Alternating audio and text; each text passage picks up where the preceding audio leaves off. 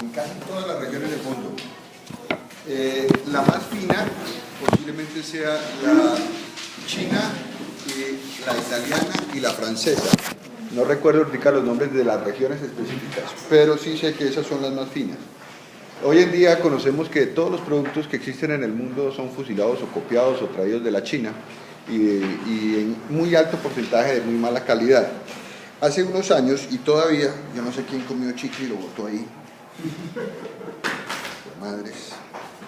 Bueno, hasta hace muy pocos años realmente lo más conocido de la China eran las vajillas chinas, por su finura, por su delgadez y por ser tan complejas, finas y bien acabadas. Dentro de los herramientas que usamos, digo, que se usan, yo no las uso, algunas las he usado, las que mostrabas tú, ¿cierto? Las que mostrabas tú, esas se usan sobre todo para hacer talla en la cerámica, en la arcilla, o no talla, sino para manejarla, moldearla, sacar, meter, y esas son las espátulas y todos los palillos y todo ese cuento. Hay un proceso que aquí le dicen colada. Ese es un proceso que se usa más que todo a nivel industrial.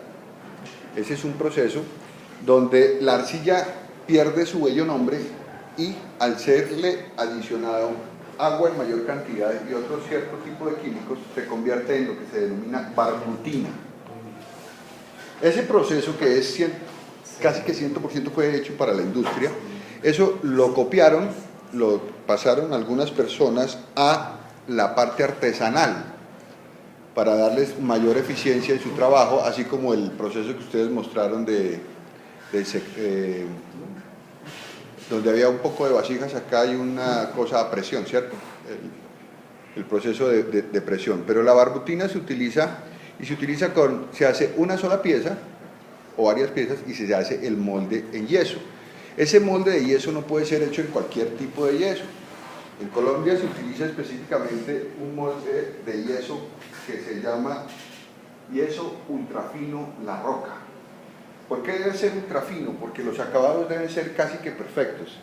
Y también porque el yeso ultrafino blanco La Roca absorbe, es de mayor higroscopicidad que los otros tipos de yesos que se consiguen en el mercado. Entonces, no es que lo deje yo 24, 36 o 2 o 10 minutos. Dependiendo del espesor que yo quiera, que desee o que el producto requiera, lo voy a dejar más o menos tiempo. Si me paso del tiempo, lo que va a pasar es que las paredes del recipiente que yo estoy haciendo van a quedar más gruesas. Y si lo dejo menos tiempo, van a quedar más delgadas, ¿cierto? Una vez que se hace el vaciado, ¿cierto?, se empieza a contar el tiempo. Entonces, antes se hacía una sola pieza, hoy puedo hacer 50, 500, 200, dependiendo de la cantidad de moldes que yo tenga de la misma pieza. Entonces, una vez comienzo yo a hacer el vaciado, comienza a correr el tiempo para cada uno de los moldes. Y al igual que hago el vaciado uno por uno, comienzo a desmoldar después uno por uno para que todos tengan el mismo tiempo de secado dentro del molde. Después de que se desmolda, hay que quitarle la rebaba. ¿Por qué? Porque eso tiene sobrantes. Y esa rebaba por lo general se quita con esas espátulas que ustedes vieron o con los cortadores de media luna, etcétera, etcétera, que mostraron ustedes acá.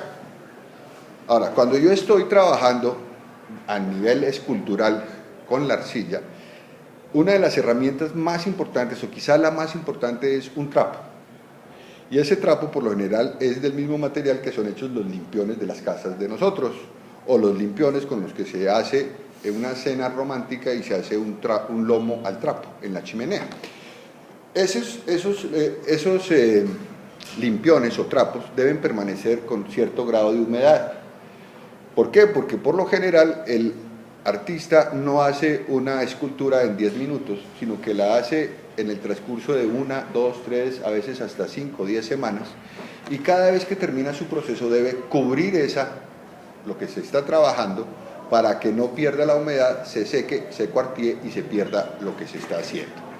Otra herramienta importante aparte de esa, para ese tipo de trabajos, es el caucho espuma o espuma que ustedes conocen. Con ese caucho espuma o espuma, ese se humedece y con eso se pule el trabajo que se está haciendo. Y la otra herramienta, aparte de estoy hablando a nivel escultural, la otra herramienta súper importante es el cortador ese que puede ser o con mangos de madera, con mangos de plástico, metálicos o simplemente cogiendo un pedazo de nylon o un alambre muy delgado, tensionarlo y cortarlo.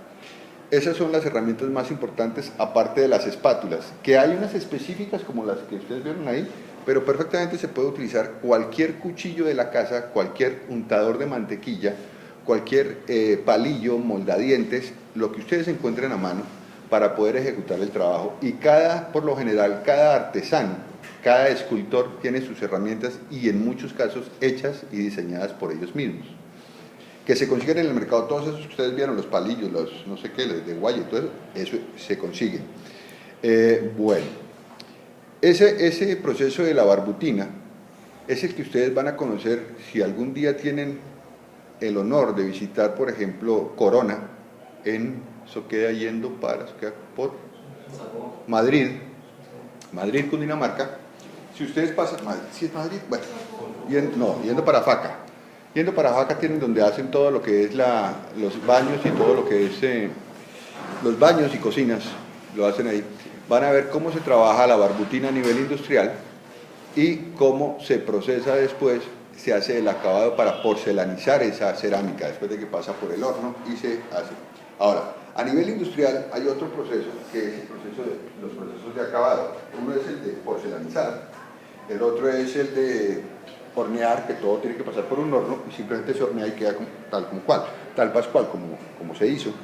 Pero en cuestiones de cerámica, ¿cierto? Cuando son pintadas y uno va a comprar las pinturas o los colores que le ofrecen a uno, cuando uno los ve, no son literalmente los que uno pide. Me explico.